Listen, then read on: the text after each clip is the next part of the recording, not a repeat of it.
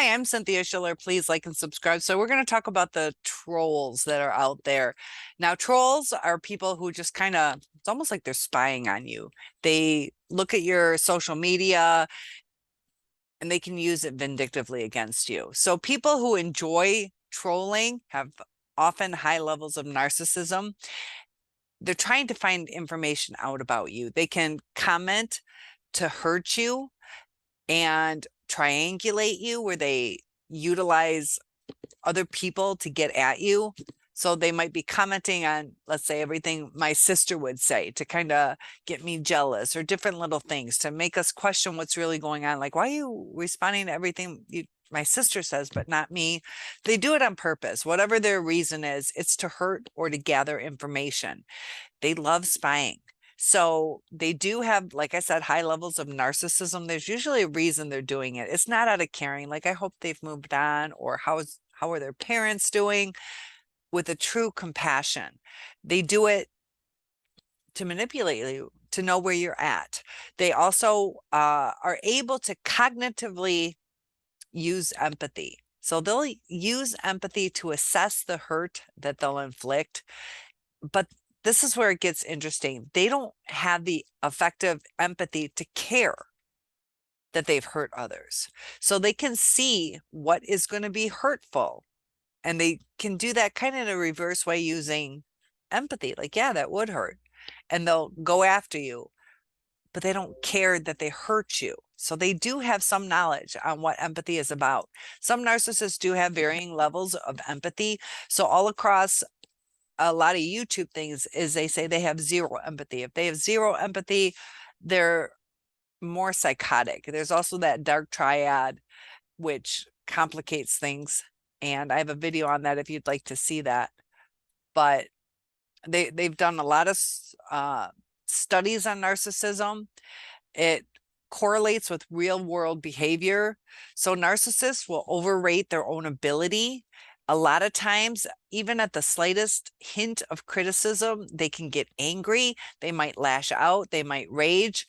Narcissists in general are more likely than the average person to bully someone else.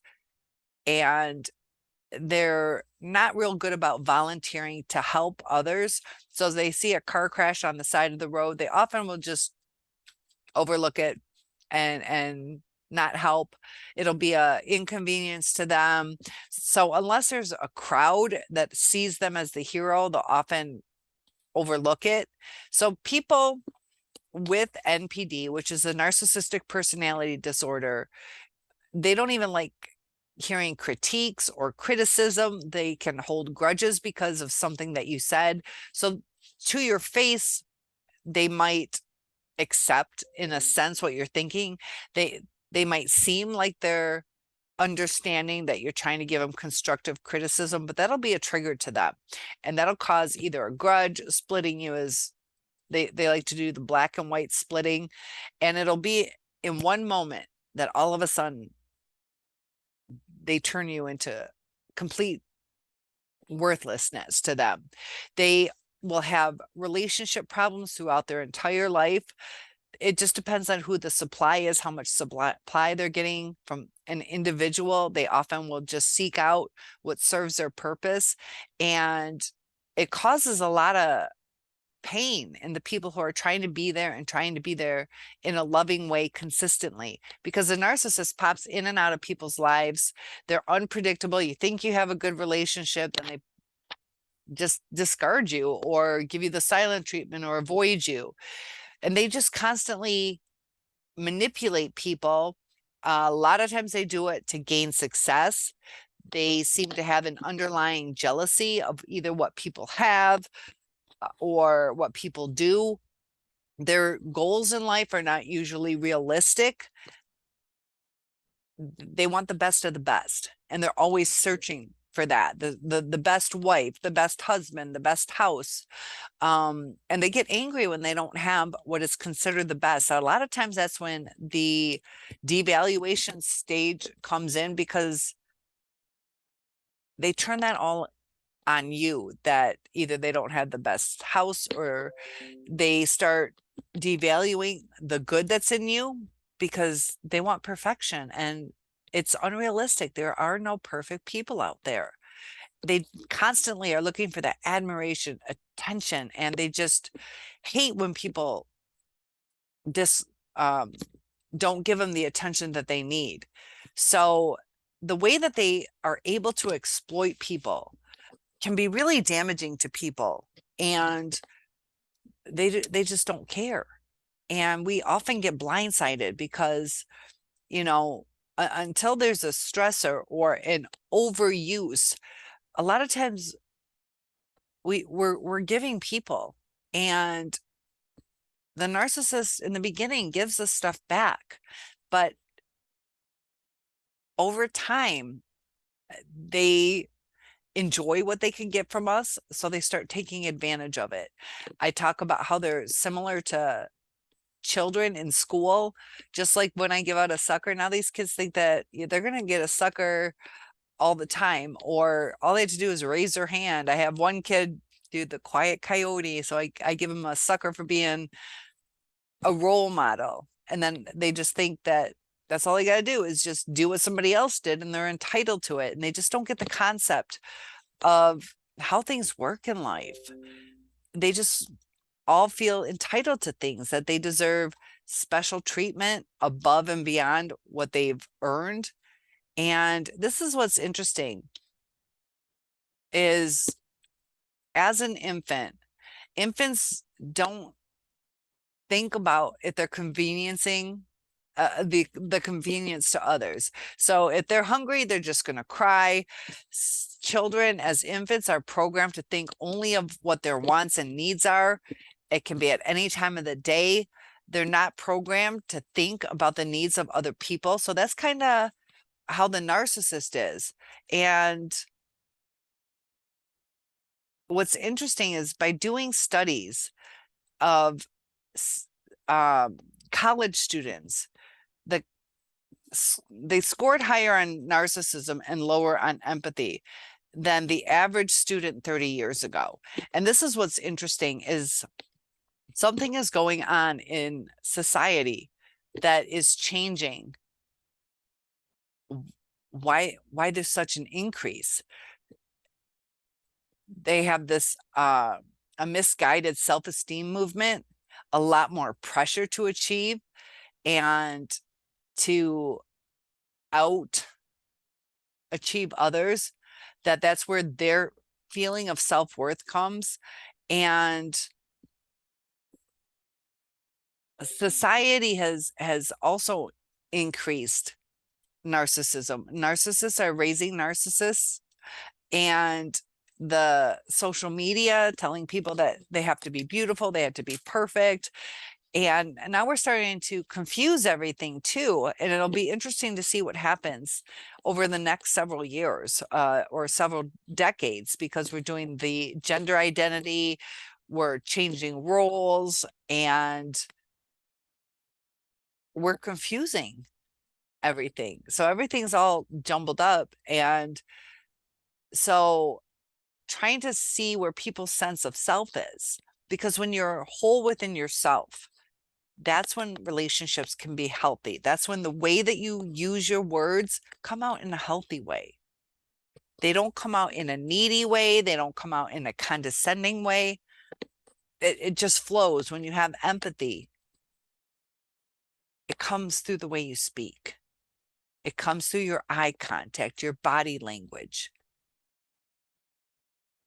But as narcissism increases, our divorce rates, you think that people would learn, but obviously when we're thinking, can our narcissist change? Look at the divorce rate. You would think people would learn from their mistakes, but there's triggers, and we have our triggers too. We probably have more triggers now. So if we go into a second marriage or a third marriage, or maybe even our first, after being abused repeatedly by either a narcissistic parent or a narcissistic ex-boy or girlfriend, that we are increasing how many toxic relationships are out there. And it's a tough balance. It's a tough balance. It's hurt people hurt people. So we're a bunch of hurt people trying to heal ourselves and then trying to maintain and be true to ourselves, continue with our empathy, but we're also cautious, trust issues, and the narcissist will go back to their toolbox on things that work. So when they start to get frustrated, they're not going to go, let's think about therapy and really mean that. They might offer it, but they don't really mean it. It's a manipulation tactic. It's not, let's get healthy together. It's a lie. It's a facade. It's a trick. It's not a true intention. And that's what we got to think about is, what is somebody's true intention? So when somebody dismisses us, did they have a valid reason? But narcissists often don't have a valid reason. You know, if they were, I don't know, even held up by the cops for witnessing a car accident, so they have to do a police report. Like, they didn't want to hurt us. They didn't mean to blow off our dinner date, things like that. But if it was like the narcissist just decided it's a sunny day and screw it, we had fancy dinner plans and I'm gonna mow my lawn. And that's when it hurts. You're like, okay, you were held up by the cops. It's illegal to leave the scene of an accident. Like, I understand you weren't trying to hurt me. But when somebody makes you feel like just mowing the lawn is more important than time together, especially if you guys, you know, are only able to see each other every now and then, and the lawn could have been done different. And that's where all these balances come in, where we have to be realistic too. Is it going to rain solid for the next 2 weeks? And they can't do that. So we have to sacrifice too. We have to be understanding. But the narcissist so often dismisses our agreements, our needs. Like, we're not in a relationship to be alone, and we can't be needy. But the narcissist, when we give them space, they take it. And once they get used to that, they wander. And I talk about the kids at school. You can't leave them alone because the kids will act out. And you know, when you try to be loving to the kids when they're in their frustrated state, they push you away a lot of times when they're not healthy, when there's something going on. If there's not something going on, those kids like hugs. But the ones that are from a bad background, they push you away. And that's what the narcissist does, because they're in that state of mind of a child.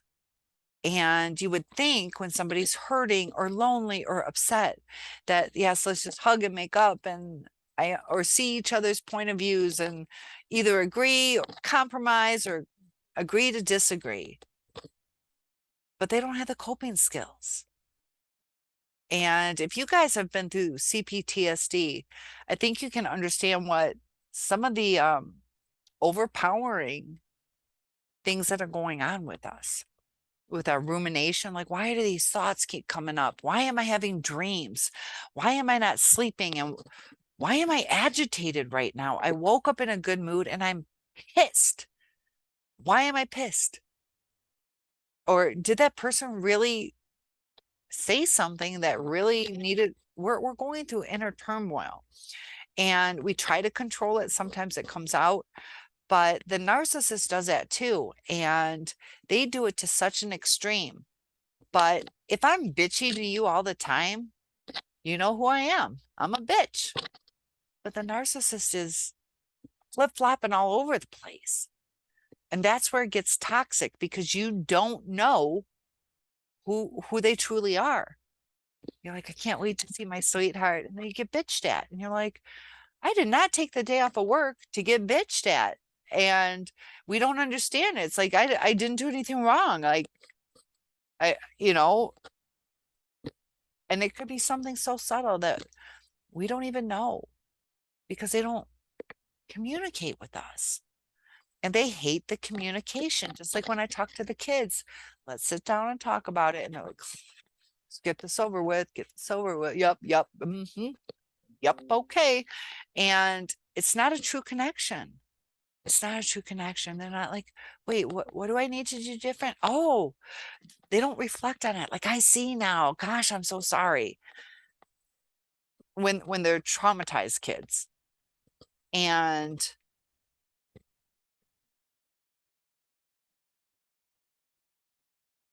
I see with the traumatized kids how much they want to please their abusers. The kids, for one thing, don't want to get hurt, spanked, or paddled or whipped. They don't want to be sent to their rooms. And that's what we don't want. We don't want to get hurt by a narcissist. We don't want to be isolated, like the silent treatment. So we're like a little kid now. We don't want to upset our abuser. And this is where it gets tricky, is we are trying to appease or keep happy who are abusers. We're trying to please them, but we're not a child. The children have to cope. They want to be loved. We want to be loved, but we're not bound in that relationship. Even if you are married, if it's toxic, it's a struggle for a lot of people with their religion. What do you do? And I don't believe that my God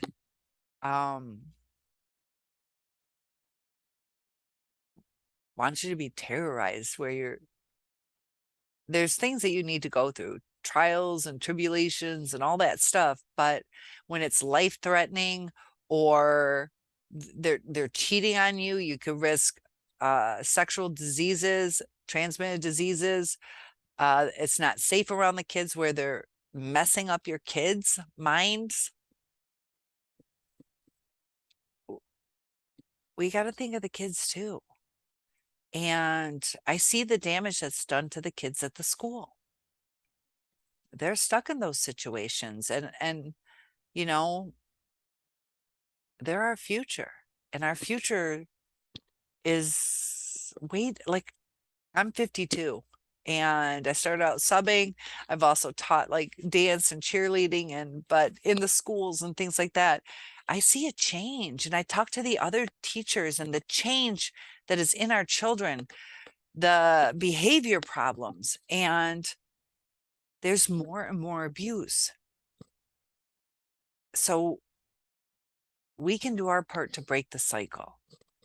But you see the self-aware narcissists on YouTube, and they're receiving a lot of supply. And I want you guys to think about this. They're receiving a lot of supply. So they're content right now. Because the ones that I see, the female, she's, I believe, single now. It seems like she broke up with the person she was seeing. But there's two main ones that are self-aware, and it seems to be working. They're going to counseling and it's working. They're not at like the narcissistic crash. That's when they're low on supply. People have left them. They're being fed a lot of supply right now. And it seems like it's working. Of course it's going to work. Narcissists can be pleasurable people when they're not needy. I mean, they are needy, but when they're being fed, we'll put it that way.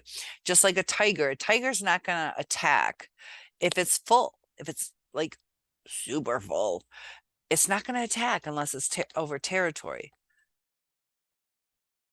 And that's the same with the narcissist. Are they going to get angry at their wives or whatever? not as much. And this is a thing. Like, I bet you they are not being perfect, that they still snap just like we get irritated because we have triggers now. There's going to be triggers, and they're going to do the apology and they're going to try to do better. But the agitation that they go through, or the emptiness that they feel when they're low on supply, is when it's going to get toxic. And with the trauma bond, these women aren't leaving because they're trauma bonded. And I saw one do a video where she was like, I can't, like, she does it, but I think she does it to please him. She doesn't want to. And which is fine that she's doing it. That's nice that she is loving for her husband. But is he really thinking about her? She seems to handle it, but she's uncomfortable. And she doesn't, and I'm not bashing her because I can understand it, but she doesn't answer fully because she's still not comfortable. And she's like, either I don't know, which is an honest answer, but she delves into her perspective, her life, a little medium way, but she doesn't want to go real deep. And she doesn't want to bring the hurt out, is what I think, or the full story. And there's still pain there. So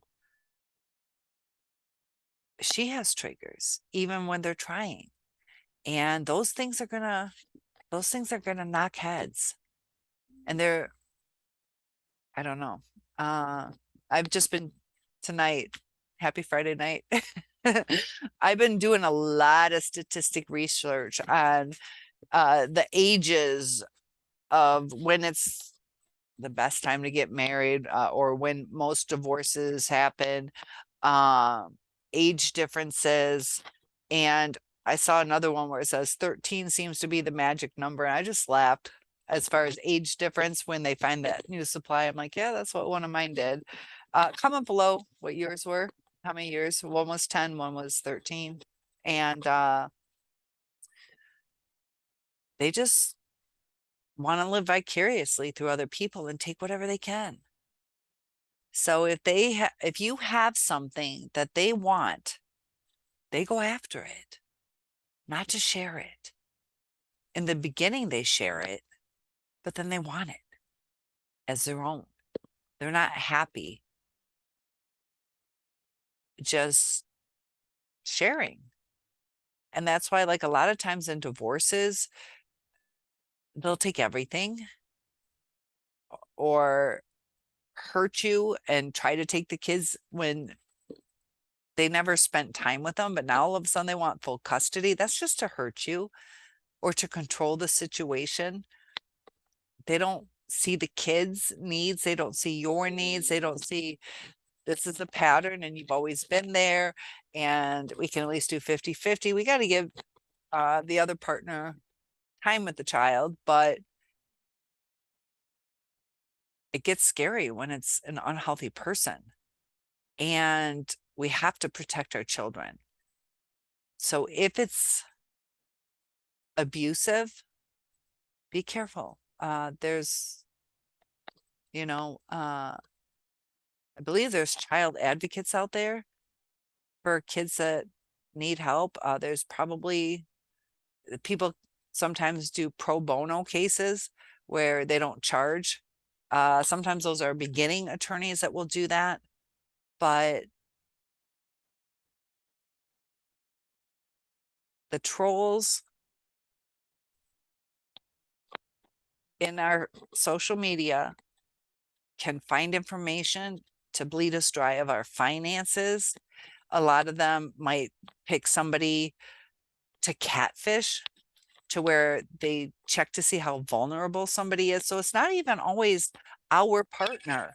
It can be a stranger that is trolling. And the trolls just want what they want.